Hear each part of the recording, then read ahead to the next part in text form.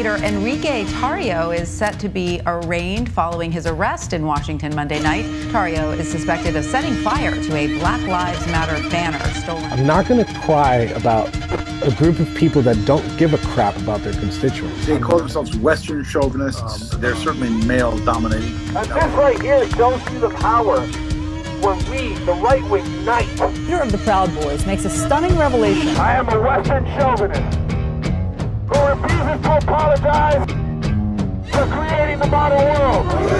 Proud Boys, stand back and stand by. Breathe fire like a dragon killing demons. Go hard, yeah, we gotta seize the day. Hellfire raining down upon my people. If you're gonna bring the hate, we can bury it today. We all been lost, we all been cold. Everyone rise to our brethren code. We got your back, we all been low. Let's all rise to the brethren. But in no other nation do people enjoy greater freedom, opportunity, and prosperity than here in the United States of America. USA! USA! USA! USA! Do you condemn those people? Can you say that right now? Okay, I can't say that because I think condemn is a very strong word, and I think it's a little bit too strong. Because I'm the head of the organization and I know exactly what we planned and what we didn't plan, and we did not coordinate to assault the Capitol. Enrique Tarrio is the Proud Boys' current leader. And over the past 4 years, he's seen the group grow from a few guys in a bar to thousands of members across the United States. Right now, the most important thing that we have going for us is that we all share the same belief. The belief that we should put America first. America first! America first! We're all Proud Boys! We're all Proud Boys! Fuck Antifa! Fuck Antifa! Fuck Antifa! By blaming Barry for something, but today I feel like being a good person. I'm not going to blame him for anything. I did blame him earlier on the news brief. But today I have a very special show, and I said I was not going to do that. I posted the promo for my next guest, and I got both sides of the aisle. I got people that gave me so much shit for this, and they're like, "Don't give him a platform. Don't talk to him. He's every name in the book." And I've been called all those names too. And then I got a lot of people that cheer him on, and I think that's why he's so popular. And I'll give you a quick little rundown.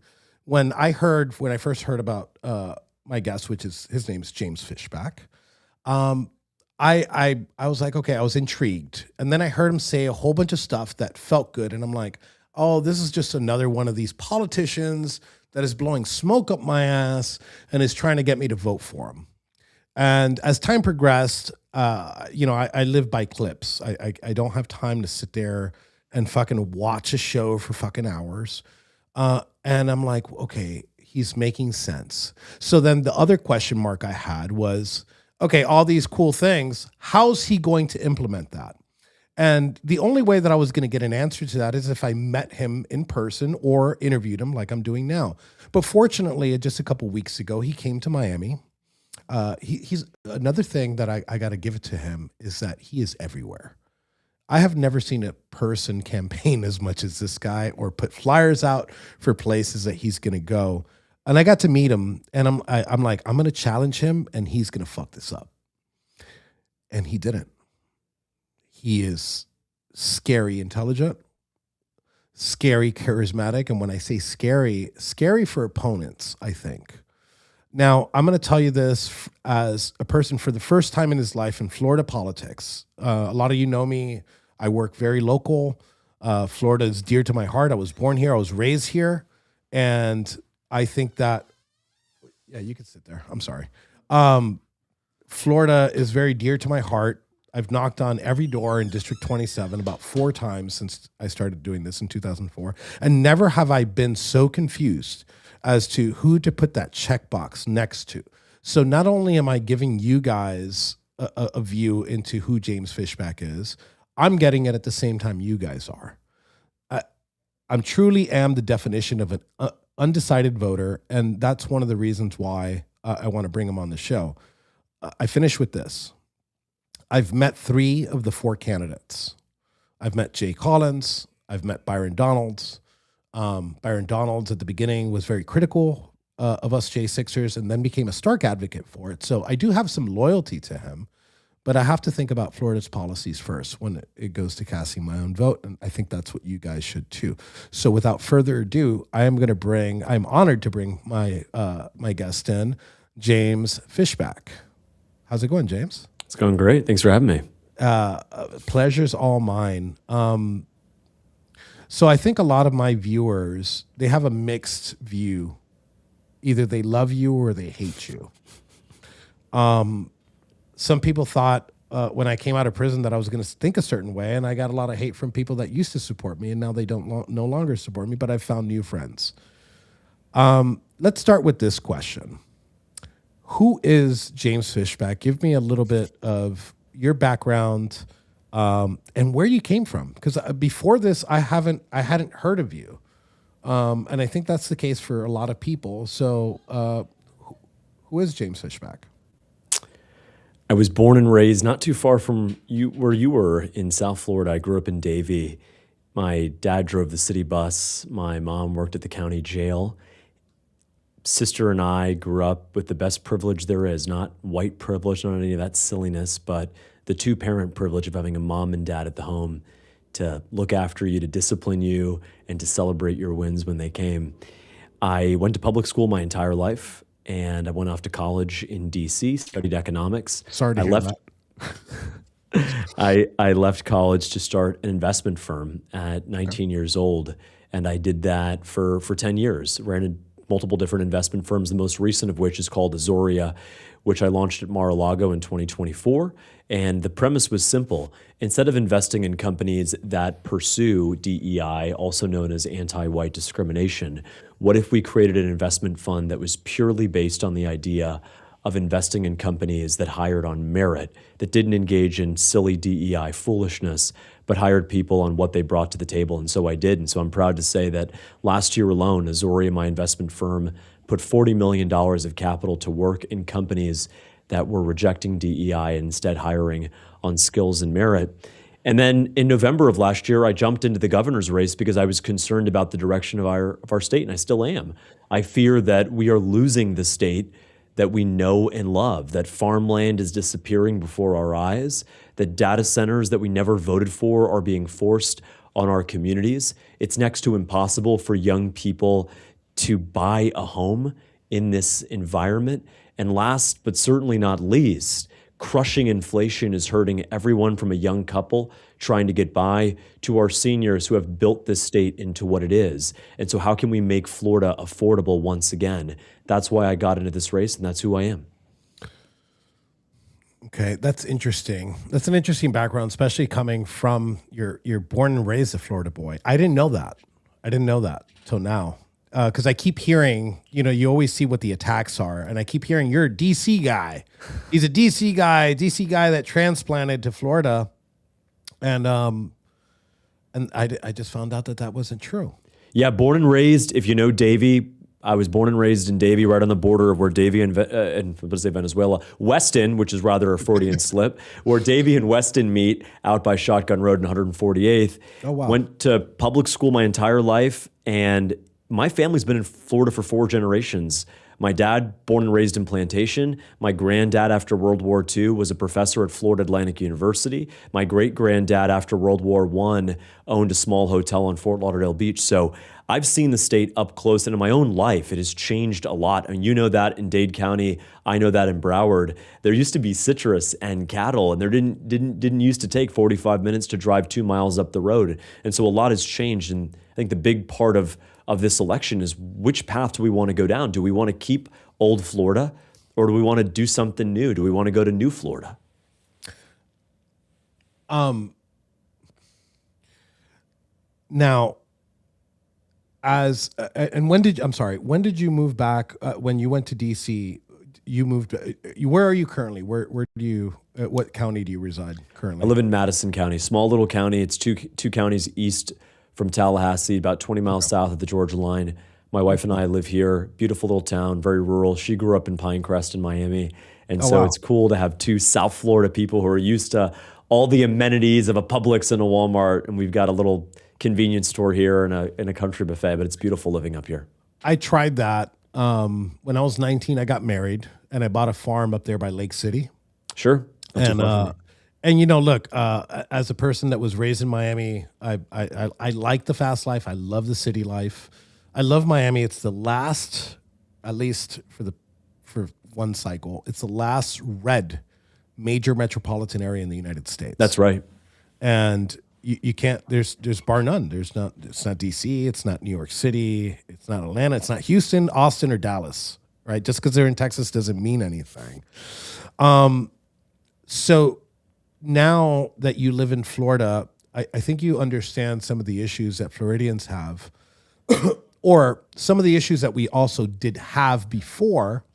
Something surprising when I heard you speak to me was you're supportive of Ron DeSantis. I don't know why. I don't know. And again, this is how effective some of these attacks are online. Even somebody that's trying to be unbiased. I thought that you were going to be like either neutral on DeSantis. I saw you praise him heavily on there. What is it? I as a person who helped and worked for the campaign for DeSantis, and as a person that exposed Andrew Gillum for smoking meth and ordering male prostitutes, I was the one that released the picture. That was surprising to me. So the legacy, how would you continue that legacy, and what is your stance on like specific policy? What do you want to change? How are you going to make Floridians' life better? Well, my view on Ron DeSantis is pretty simple. He's the greatest governor in Florida history, maybe the greatest governor in American history. Not because he talked good, but because when push came to shove, when they tried to shove their COVID tyranny down our throats, shut down our schools, our small businesses, threatened to arrest us for going to church on Sunday, Ron DeSantis stood in the way and said, "Not on my watch." You know, it's easy to go back and look in hindsight, COVID this, COVID that. Ron DeSantis followed the science very, very early on and said enough was enough. We're not playing the lockdown games that they had played in Michigan and New York, California, and other places. And so living here, having a grandmother who sadly passed 2 years ago, but was living during the heart of COVID, it was important to have a governor who stood up, of course, for me and my family, but also for senior citizens, that they wouldn't be shut out as they were in so many other parts of the country. And so, tell you the truth, Enrique, if Ron DeSantis could run for a third term, I would not be in this race, because Ron DeSantis has been the greatest governor we've ever had. Full stop. And that's just how I view things. And so my first job, if elected the 47th governor of Florida, first and foremost is we have to preserve what Ron DeSantis has already given us. Every Republican in the country would bemoan and decry the Soros prosecutors. Ron DeSantis was the only one to do something about it. He removed them from office using his constitutional authority here in Florida. And COVID and education and law and order and crime being at a 50-year low, certainly there's some things I disagree with him on. But by and large, he was an extraordinary governor. And so before we do anything new, we have to fight for what he has already given us, that foundation, and that's what I would do as governor. I'm going to be honest about Ron DeSantis, and I think that's why I like him. He's a little socially awkward, right? Yes. But that's not what his legacy, his legacy isn't going to remember him for, I think I was in prison for January 6th when this happened with the high heel boots or something to make him a little taller. History's not going to remember him for that. No. And Floridians aren't going to remember him for that. Floridians are going to remember him for making our lives better and changing. I think the legacy of both Donald Trump and Ron DeSantis comes in one aspect. It's not the policy. It's the cultural shift, right? Where it's not cool to be part of the old center, right? It's cool to be right-wing, conservative, and have these views. And I've seen your views, and they're extremely conservative. So let's talk about policy. Please. How are you going to make Floridians' life better? Well, before you can talk about how we're going to make their lives better, what is holding them back today? And the easiest way to describe that is that Florida Atlantic University put out a poll earlier this year that found that nearly half of Floridians had seriously considered moving out of the state because it's gotten too expensive. And so, crazy idea, the best state in the country is only the best if the people who made it the best can afford to live there, work there, raise a family there, and retire there. And so we got to bring down the cost of everything from property tax, property insurance, auto insurance, electric bills, tolls. There's nothing too big or too small that isn't worth bringing down. And I'll just give you one example, property tax. I think that in the United States of America, to be able to own your home means you don't have to pay rent on it forever.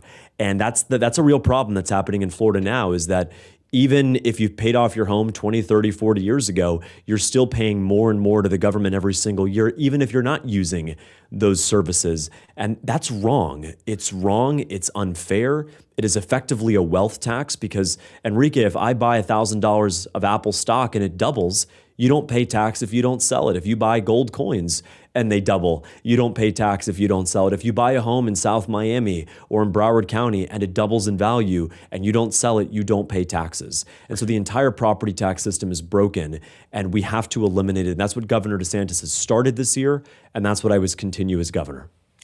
So about the property taxes, a lot of people, when we said, hey, we're going to X property taxes, right? I think the only thing that remains, if I'm not mistaken, is like the school tax. That's right. And there's a homestead exemption to $250, but it needs to get phased up over time. You said something that was dear to my heart, because people just say, hey, let's eliminate property taxes. You said that only applies to certain people. Right. Right? And what are those, what certain people would be the only ones that would be tax exempt from owning a home? Florida residents who have been here for 5 or more years on their homesteaded property, up to $2 million in value. So Mark Zuckerberg's fourth home in Indian Creek on Miami Beach that's worth $170 million, he's still paying property tax. George Soros' luxury condominium at the Four Seasons in Brickell, he's staying property taxes on that.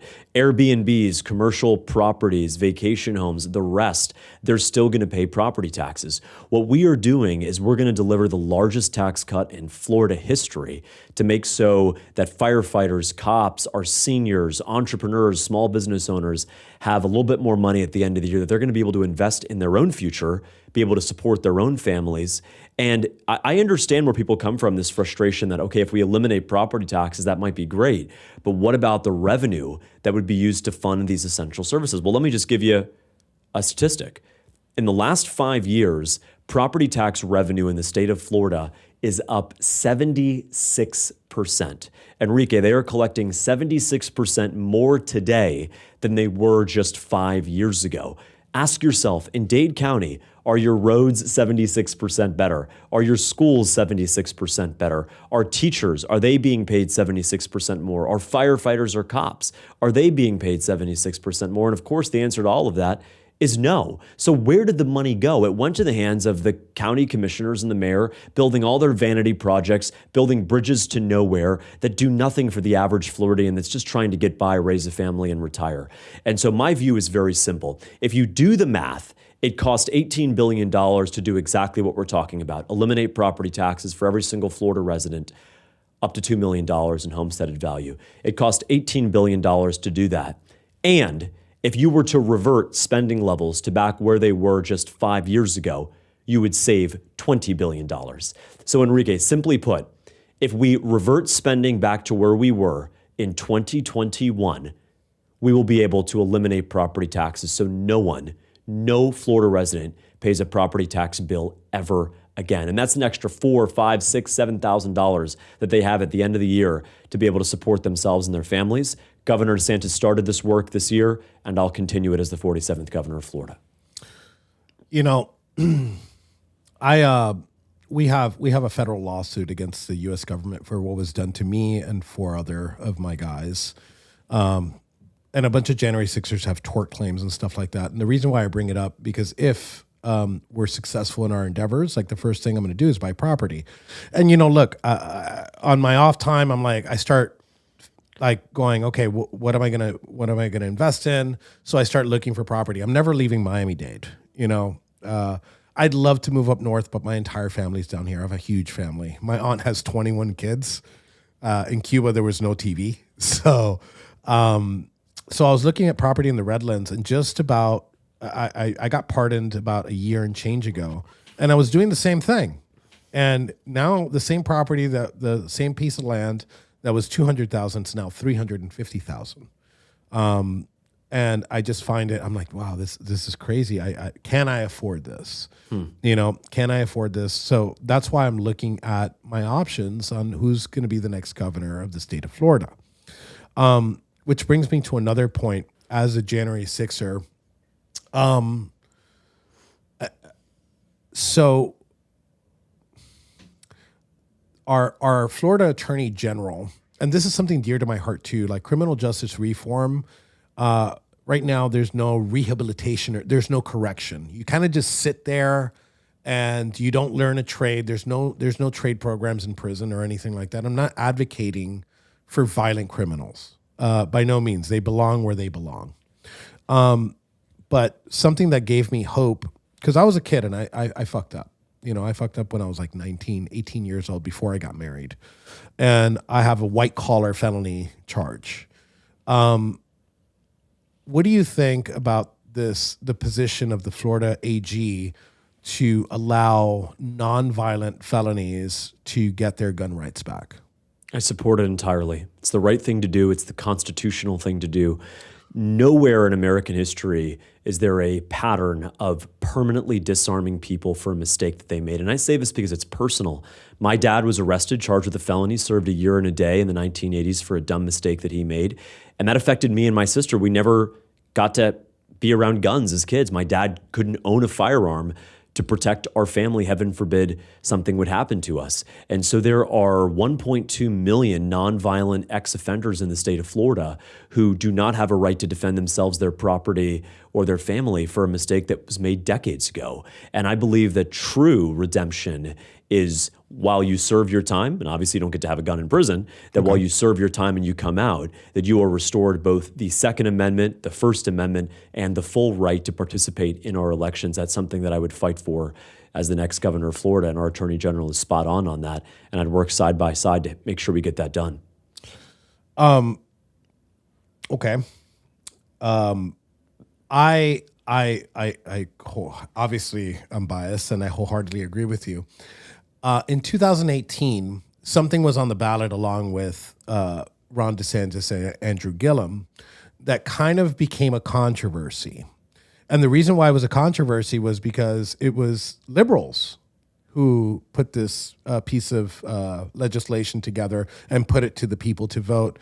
And it was called Amendment 4. It was to get your voting rights back, for nonviolent felons to get your voting rights back. And I said, you know what, this is a good idea. I went door knocking. As I was door knocking for DeSantis, I was door knocking for Amendment 4. You know how much shit I got from the old guard for doing that? I got kicked out of so many Republican clubs because of that. They're like, oh, you were shaking hands with liberals and you want these criminals to get their voting rights. You know what they're going to do? They're going to screw us over. Look, liberty is liberty. I don't care about party when it comes to being able to get those God-given rights back. I don't care who I got to knock on the door with. But what's funny is that one of the main organizers of this piece of legislation, I had his personal number, and after it passed, I'm like, hey, can we do this for 2A rights? He never messaged me again, and he blocked me. So that showed me something, that was their goal. That's what they thought was going to happen. That they were gonna give these voting rights to these felons, and they were going to vote liberal. But they were not interested in actually fully restoring rights. No, they didn't give a shit about that. And by the way, for what it's worth, I proudly supported. I voted for Amendment 4 when it was on the ballot in 2018, and I think it was good legislation. Sadly, Tallahassee and the bureaucrats mucked it up, and the way they interpreted it was you have to pay off every last little debt. If you even had $3 of an overdraft on your commissary for a Snickers bar, that would prohibit you from being able to vote. And so the intention was obviously there. Tallahassee, deep state, swamp dynamics changed that. But My view is really simple, is that if you screw up, you go to prison. When you get out, that means you are rehabilitated. We know that's truly not the case today because, to your point, there's not trade programs there. Even today, if you're fully qualified for a job, Enrique, at the very end, once you've been extended the job offer, that employer can then deny your employment because they find out that you made a mistake 30 years ago on some mail fraud or whatever.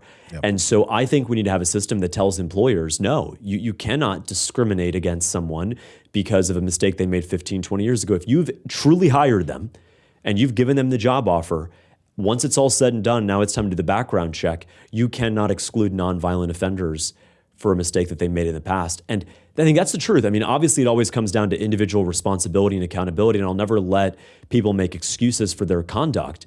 But if you really wanted people to reoffend and reoffend, you'd make it next to impossible for them to get jobs, which we've done.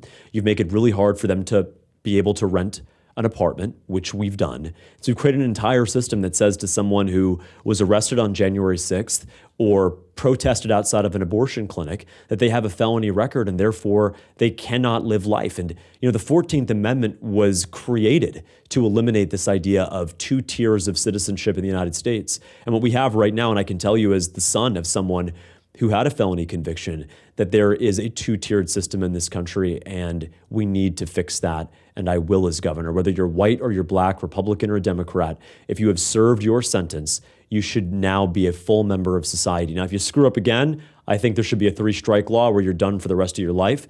But if we're going to give you another shot, as Christians and Americans do, we should give you every opportunity to make the most of this next chance at life. Thank you for that. I ran for Congress. I ran in Florida's 27th district against Maria Bira Salazar, which, for a Cuban, I'm kind of disappointed in the Cubans down here that are members of Congress and them championing, more illegal immigration. I don't think you should have an R next to your name if you're doing that. But in this case, let me switch topics here. You did something that I don't think I was searching this. I searched the internet. I used AI. I couldn't find one instance where this happened. Your contract. That is a wild concept, and it's legally binding. You literally go in there and you're like, if I don't do this, I cannot run for a second term. And I thought that was extremely ballsy. And I think actually that shouldn't be like voluntary. I think that should be a requirement. Put your policy, your positions on policy down. And if you break that against the people that voted for you, I don't think you should ever get a second term. You want to speak a little bit about how, I know what the contract is, and I'll post it right under this, but how did you come up with that? It came to me, I was at an event in Melbourne on the beach, and someone said, you're saying all the right things, but how can we hold you accountable? And my mind instantly went to the idea of accountability in my former life, which is as a business guy, you trust but verify, as President Reagan said, right? Okay, cool, we can shake on it, but let's put it in ink. And so shortly thereafter, I started thinking about what would be in this contract. I call it the contract with Florida. And it starts off by saying that politicians in both parties have lied to us. They've made promises, and second they get into office, they renege on those promises. So I laid out 7 promises, 7 commitments to the state of Florida if I were elected governor. And at the very end, it says that if I break any of these 7 promises, I legally, irrevocably, and permanently forfeit my right to run for re-election as Florida governor in 2030. It is signed under penalty of perjury, state statute 837.02. It is notarized in a civil court here in the state of Florida, and it's legally binding. And so among those, I'll just give you a couple. Among those are, as governor, I would never trade stocks. I would never take money from AIPAC or any other foreign interest group. I would never pass a bill expanding or funding authorization for abortions in the state of Florida. So no matter what it is, I've put it in writing and said, don't trust me necessarily. Don't blindly trust me, because that era of trust me bro politics is over. look at the document, look what I've signed. I've made it very clear what my commitments are. And a lot of people, I got to tell you, Enrique, a lot of people were on the fence about our campaign until I signed that document last Friday. And it has been an incredible outpour of support. People saying, wow, this has never been done. Business people saying, we do this all the time in the business world, but to see it in politics is truly unprecedented. So I was honored to do that. And I will hold myself accountable to the voters, because we need someone who's actually willing to put it in writing, what they believe, what they will do, what they won't do, and then sign the dotted line. I thought that's amazing, right?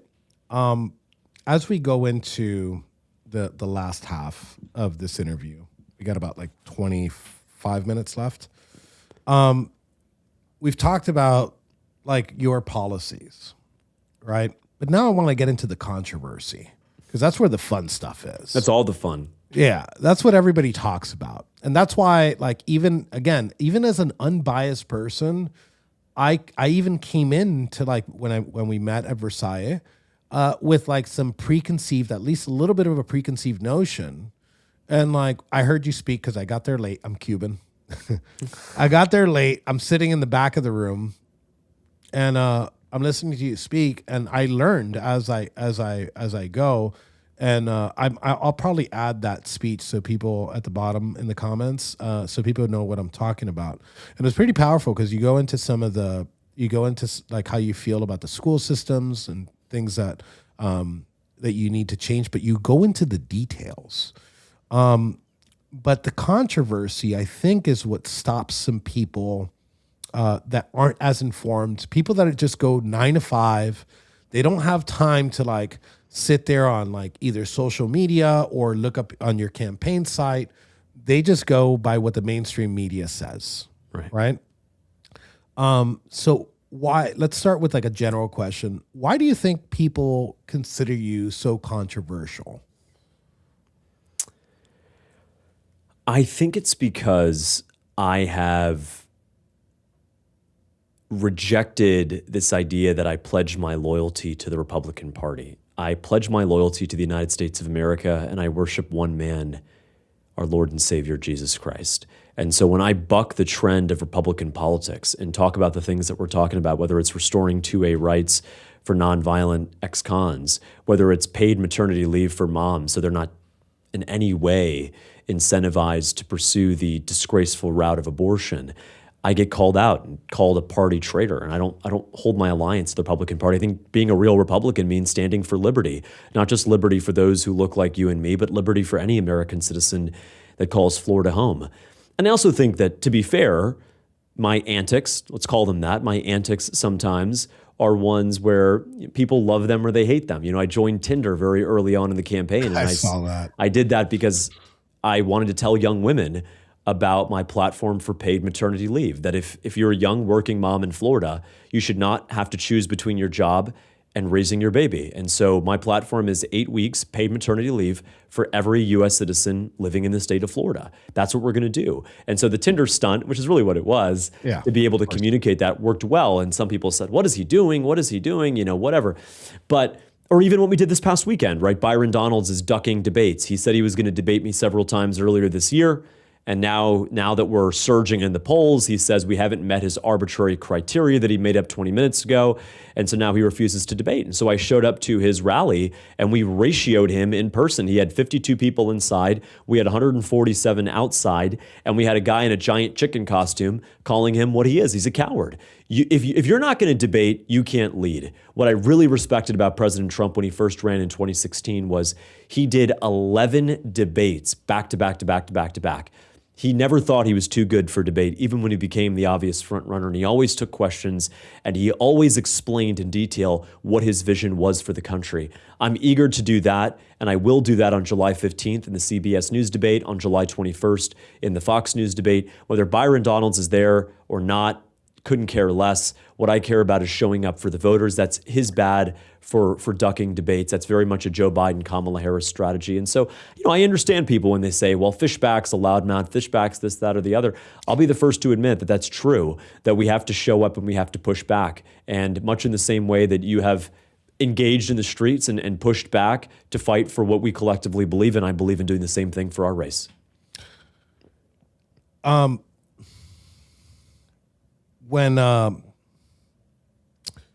we talk about controversy, I think the main thing that I guess people that disagree with you call you is anti-Semitic, right? That's like the main, I guess, moniker that they want to stick on you. And in some cases, it's been successful with some people. But why do you think that your opponents call you anti-Semitic? Because I see it all the time from Randy Fine, somebody that used to be a really good friend of mine, Laura Loomer. Right? We're not friends anymore.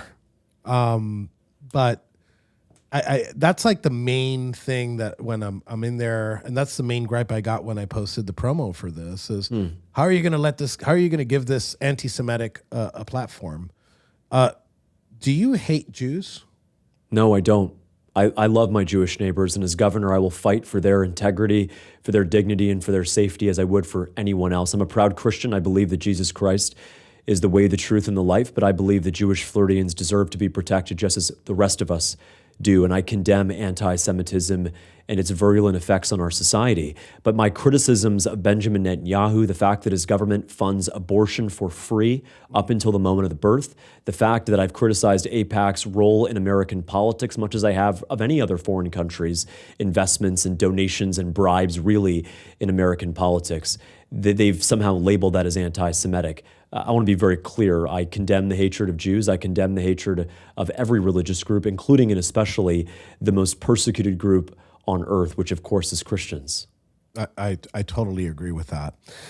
I think, and I think you kind of hit it, but correct me if I'm wrong here. I think I don't think you're anti-Semitic.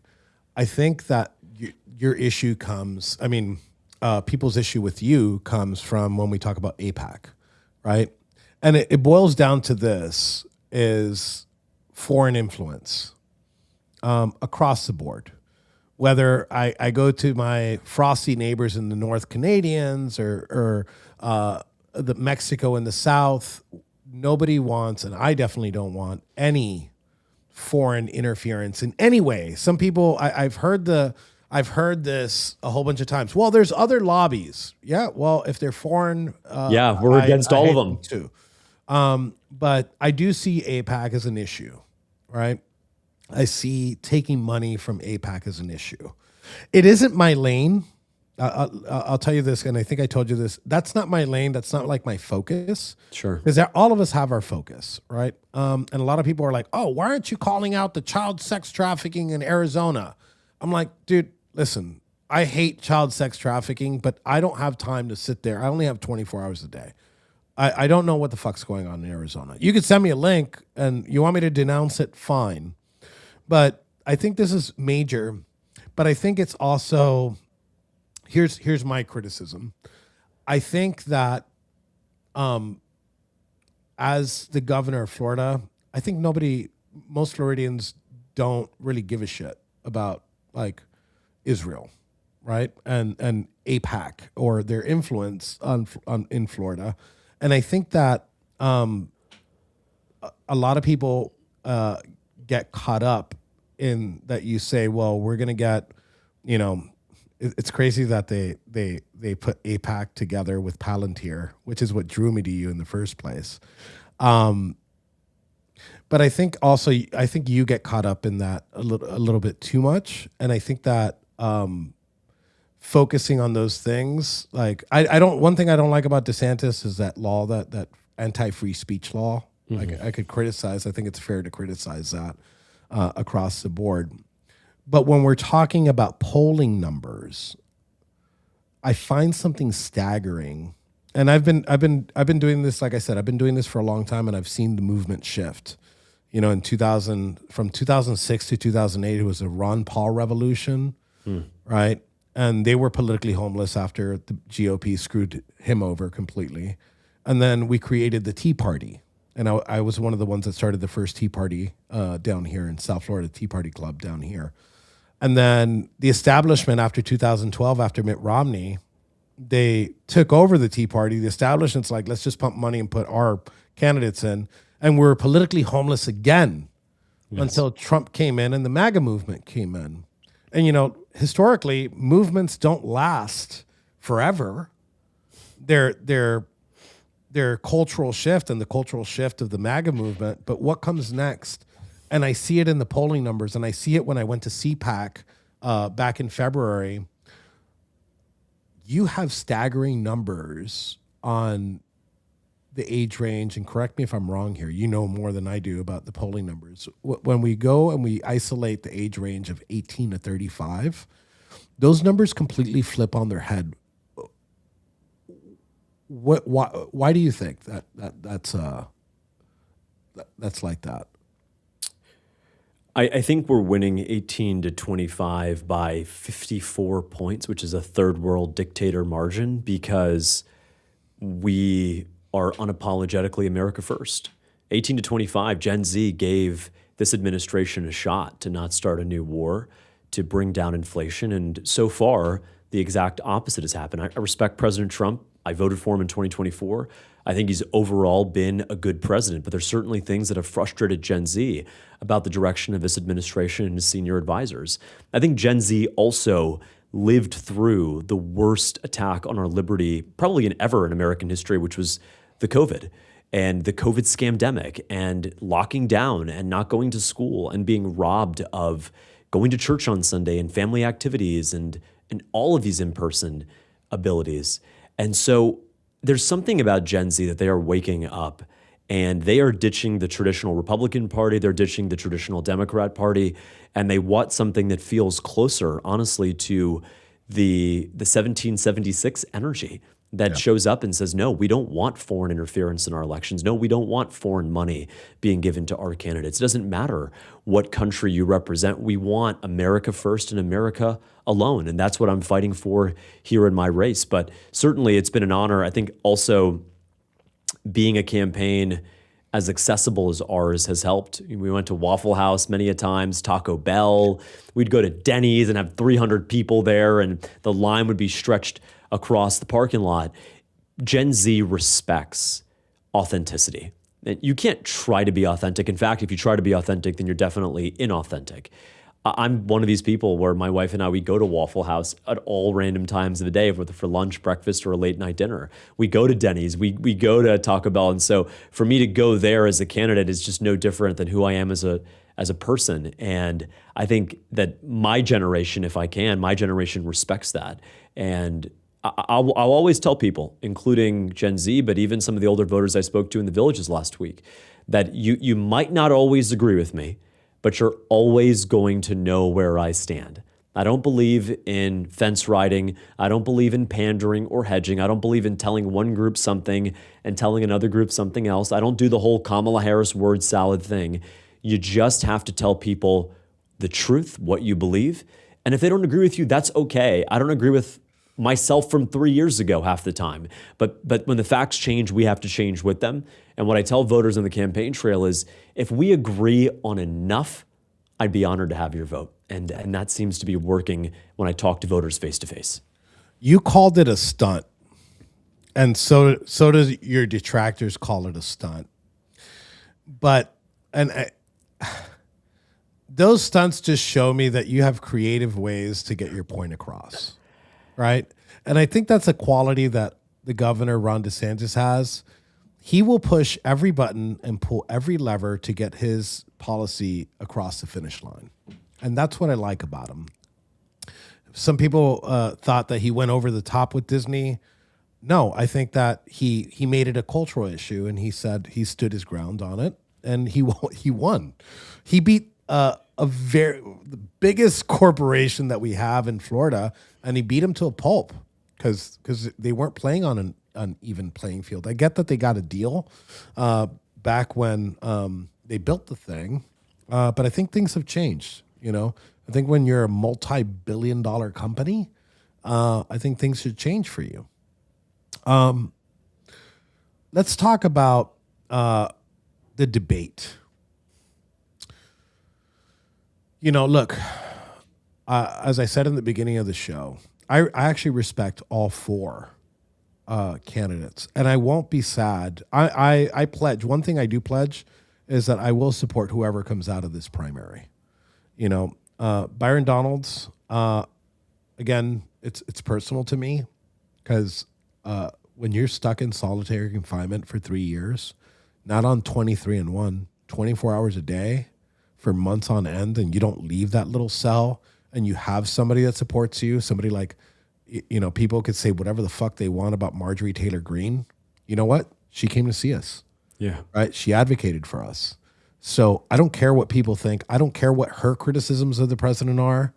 I don't care what the president's criticism of her are. That loyalty you can't buy. And you can't buy my loyalty. Byron Donalds did something similar. He came to visit. He spoke about it. He pushed the president to pardon. So for that, I'm loyal to him. Jay Collins. We've both spoke extremely well about Ron DeSantis. The fact that he's chosen as a lieutenant governor carries big weight with me. His service record is awesome. He's a little socially awkward, right? I'm going to have him on the show next week. He's a little socially awkward, but so is Ron DeSantis. So I'm like, wait, that trait might work. Paul Renner, amazing dude. Great record while he was speaker. And then James Fishback, right? Like, I think Florida's version of Trump, and I think obviously being the 47th, there's like some like connection there. Numerologists, I don't believe in that shit. Numerologists will be like, oh, 47, whatever. You know, you came out of left field, and I think a lot of people feel the way that I do. And the only way that the only person, let's start with this. The only person that I've seen door hangers in my house for is Byron Donalds. That has to do more with money than anything else, because that's very expensive, very targeted. But the person that only gets that. So what's the other way that I can make a decision, right? Because I had access to you. That's actually very true that you're very accessible. I just look at your Twitter, or I talked to my friend Reno that worked for your campaign, and he sends me, he's like, oh, he's going to be in Miami. So the only other way is to debate, you know? And I didn't see the RPOF's rules beforehand on like what the criteria was. So it doesn't make me believe that they're being honest when they say that. And look, I can't say I know Evan, but I've met him before, and he seems to be like a good man. And I feel like he got pressured by a lot of people, including Randy Fine and Laura Loomer, to disinclude Jay Collins, yourself, and Paul Renner, because they want a crown. I don't want a crown, right? I don't want a crown on my next governor. I want to have a choice. And it's irresponsible, and it's so easy to do. Just put it together. Name the place. Easy.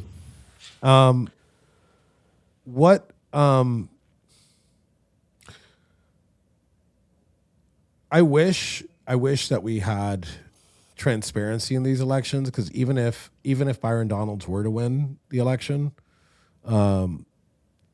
like I just won't feel comfortable with the RPOF again. Mm-hmm. So do you have any comments on the debate? I know you've said it, but just on this show, what comments do you have about the debate? Well, I think Governor DeSantis put it best. He called it a farce.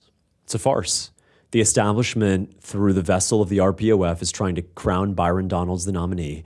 And the best way to do that is to never let there be a debate. I mean, look, if there would never have been a debate between Ron DeSantis and Adam Putnam in 2018, correct, Ron DeSantis would have never been the nominee and would have never become governor and would have never protected us and led the way that he has. And so debates historically have been turning points for campaigns. Whether you support me or not, you should always support the idea of any of the four candidates to be able to go up there and to make their pitch and take tough questions. That's why yesterday I formally called on the CBS affiliate that's hosting a debate on July 15th. I formally called on them to extend an invitation to Ron DeSantis to be the sole moderator of the July 15th debate in Jacksonville. They don't have the silly criteria of the RPOF that you need $10 million in bribes to debate. No, they said the top 4 candidates, according to multiple measures of public polling, the top 4 are invited. And that includes me, Lieutenant Governor Collins, Speaker Renner, and of course, Congressman Donalds. And so right now, Paul Renner and I have confirmed. Byron Donalds has said heck no. And Jay Collins is still on the fence. We'll see what he does. I hope he comes to the debate. But my view is really simple.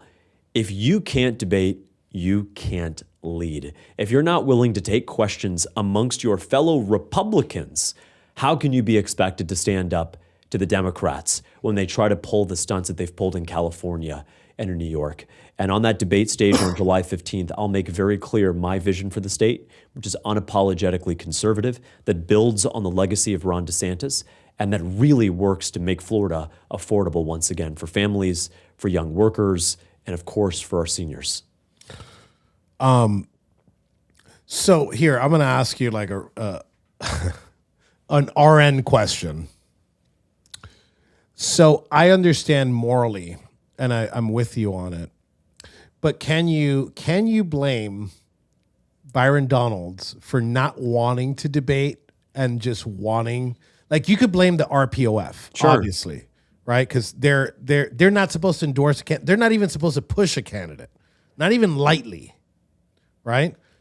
But can you blame Byron Donalds and be like, I don't need to do it because the RPOF is on my side, like strategically, yeah, right?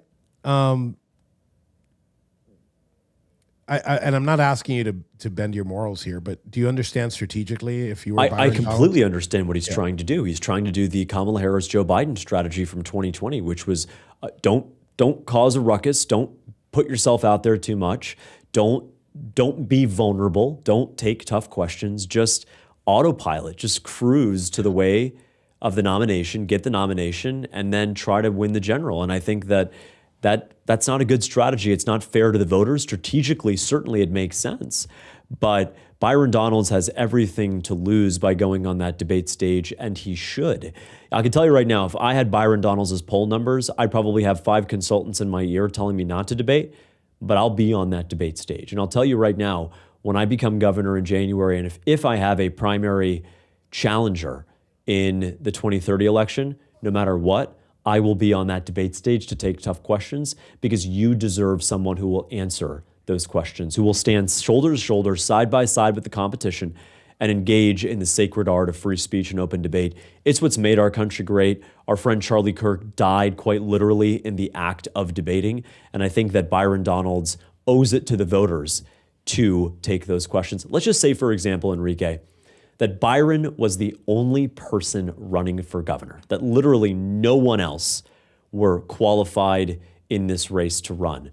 I still think he should go up there for an hour and a half and take questions from moderators and take questions from voters, because sometimes not voting for a candidate and having as much information can be just as powerful. And so that's my view on all of this.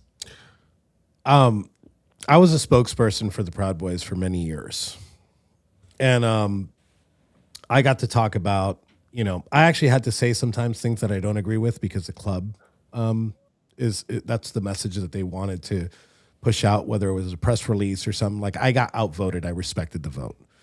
When it comes to this debate, and we're talking about like putting it together by the RPOF, I think it's disgusting. I think and I think the messaging also that, hey, we're just going to put this guy up, and that's it. I don't like here and to speak about debating or interviews or stuff like that. When I was doing interviews, when I was a spokesperson for the organization, the chairman of the organization, I didn't want to go to Breitbart.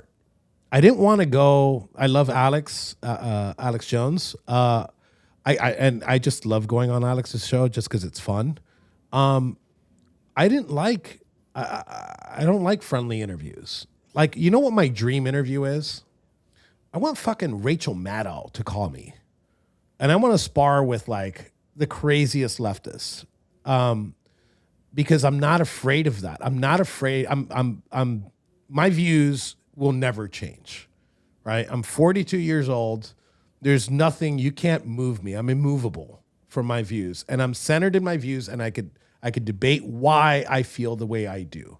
So I'm not afraid to be in front of somebody that's going to challenge my views. And I think that is extremely healthy for the RPOF to do that. It brings confidence. So I implore, just like in my message, I tagged you in it. I tagged all the candidates, including Byron. And I implored Evan, I'm like, reverse course. You know what he did? He followed me and he liked it. I'm like, wait, what? You're sitting there, you're watching this, and then your public messaging. I think Evan wants debates. I think he's just being pressured not to. And that may be the case, but ultimately, we are pressured to do things that we don't want to do all the time. I agree. What makes us good moral men is standing up to that pressure and say, no, I'm not gonna take the money. I'm willing to take the heat if it means doing the right thing. And the right thing for Chairman Power to do is to have a debate at the Sunshine Showdown with the 4 qualified candidates and let the voters decide who our nominee is going to be. Evan, listen up. Not just to him, listen to me. I'm the undecided voter. I want to see these guys spar, and I want to see these guys get tested. And that idea of having Ron DeSantis as a moderator is fucking great.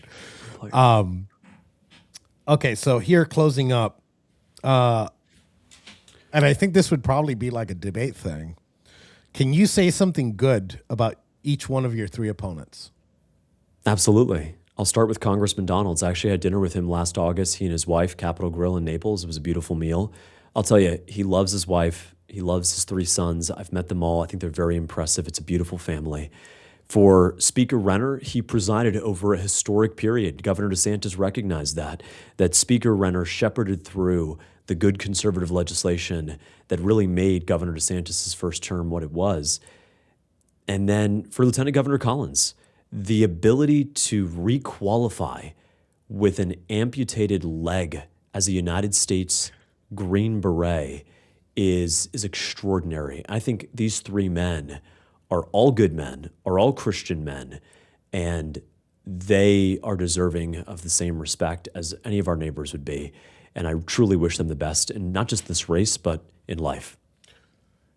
You know, I didn't even know he was missing his leg. I've met him a whole bunch of times. We've talked, we've sat down. I didn't know. I met him at Mar-a-Lago at a dinner at the actual West Palm Beach Republican Party dinner. And I didn't know that. I didn't find that out till much later. He walks perfect. You don't notice. I think that him being able to requalify, like you said, is amazing. So I'm going to ask you your typical Republican Party question. Will you support, if you aren't the nominee, will you support the primary, the winner of the primaries for the Republicans? The answer is it depends. It depends on what their policy platform is. I don't vote based on whether there's an R or a D next to your name. Hypothetically, if the Republican nominee ran on a platform of gun control, it doesn't matter if they're a Republican. I'm not going to give my loyalty to someone who wants to take away our Second Amendment rights. And so to that question, I'd have to know what their platform is the day after the primary. Where are their positions? I have some real questions about Congressman Donald's position on data centers. I oppose them. I want to stop them outright in the state of Florida. The governor has the authority to do that with the legislature, using something called statewide preemption, which revokes the authority of county commissions to recklessly approve data centers anywhere in the state. I would do that. Congressman Donalds, on the other hand, says he wants to speed up their construction, that data centers are a positive for communities, and Republicans and Democrats all over the state disagree with that. And so honestly, 1, it depends, but 2, it doesn't even matter. Enrique, I say this with all sincerity and humility. I will be the Republican nominee on August 18th, and I will rebuild our party. I will unify Florida Republicans. We'll build out a Big Tent, and we will take down the Democrat, David Jolly, who is a gun-grabbing, vaccine-mandating progressive, a man who said 2 years ago that he's no fan of gun culture, no fan of the Second Amendment, says he wants to reinstate COVID-19 vaccines for kids to go back to public school. We cannot let a Democrat win in Florida. We cannot let them strip us of our liberties. And as governor and as a Republican nominee, we will win this election in November, and we will preserve the conservative leadership of Ron DeSantis in Tallahassee. You know what drawed me to you? What drew me to you? And we had this conversation, but I want to have it really quick for the audience.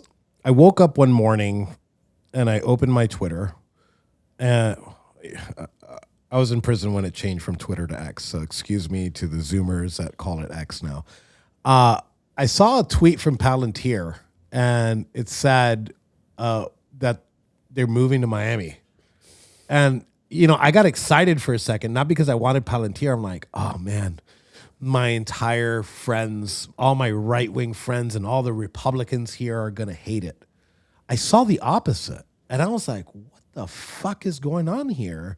It's like I stepped into a portal, and I'm like, how are you championing for a company like Palantir?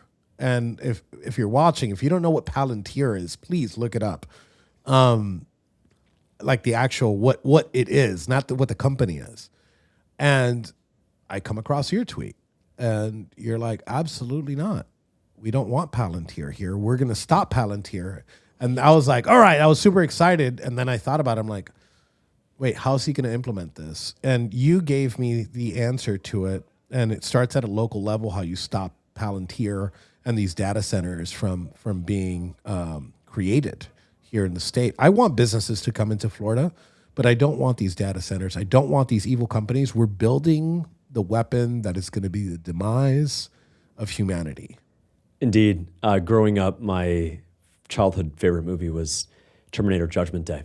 And it's crazy to think that people would willingly build the very weapon that would destroy humanity. And I don't say this with hyperbole. I don't say this to exaggerate. Palantir is a threat to every American's civil liberties. The same weapons that are deployed on foreign battlefields should never be aimed at American citizens on U.S. soil. And so as governor, I oppose Palantir, but more importantly, I would revoke the funding of any local county government that chose to do business with Palantir. As governor, I would cancel any state contract with Palantir, because I am not willing to foolishly throw ourselves at this idea of zero crime, which of course can never happen, to be able to hand over our essential liberty. Ben Franklin said it best: if you would trade essential liberty for temporary security, you deserve and you will get neither. And so I will heed the advice of Dr. Franklin, our founding father, and I will make sure that Palantir never, ever has a foothold. You know, Enrique, you talked about something earlier in the question, which is, you gave the detail. My wife always bugs me because I'm so long-winded, but voters deserve to know not just the what I believe, but how I will achieve what I believe. Okay, great, James. You're the only candidate that says you'll block data centers in every single county. Great. How will you achieve that? And then I turn to things like statewide preemption authority that the governor can pass with the legislature with a single vote. So instead of having Miami-Dade County have to fight off data centers and Hernando County have to fight them in Glades County and Palm Beach, we can take one vote in one instance to forever prevent data centers from being built in Florida. And that's the business side of me that just is not worried about political norms or worried about, well, how are we going to appease certain people? My whole focus in my business career was outcomes-based.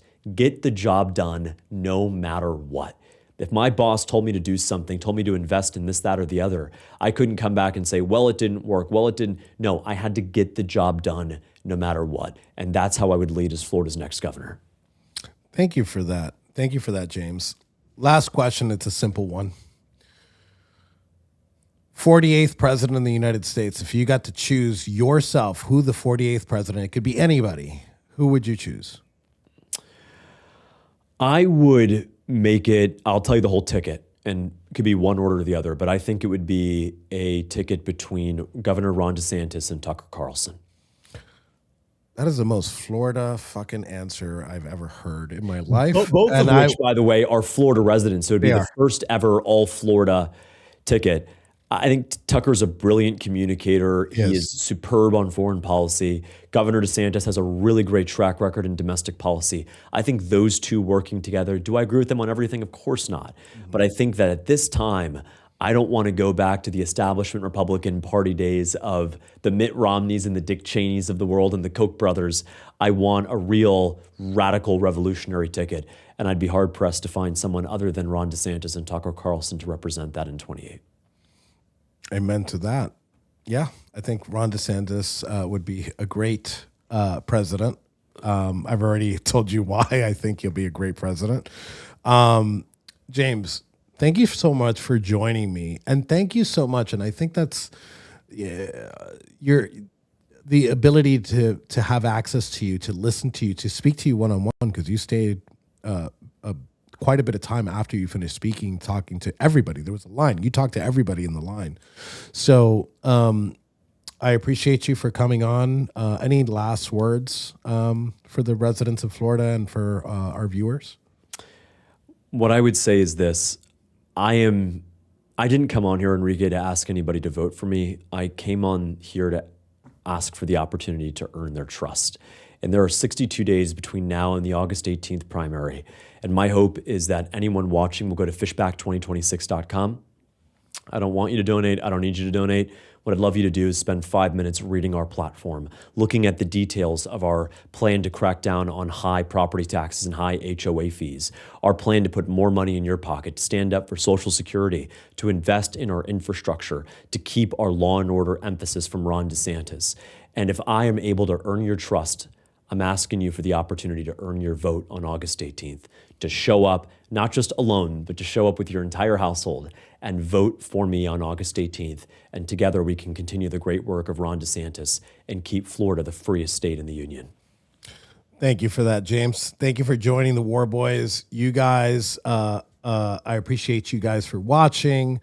Go to @Warboys Studios and mash the post notification button. James, actually, where is it that they can find you? I think everybody that I know follows you, but where Fishback2026.com. There we go. Thank you, James. Can you stay a little bit longer, or keep your computer open so we could upload? I will. Yeah. All right. Thank you, guys. I appreciate it. And on that note, we are out.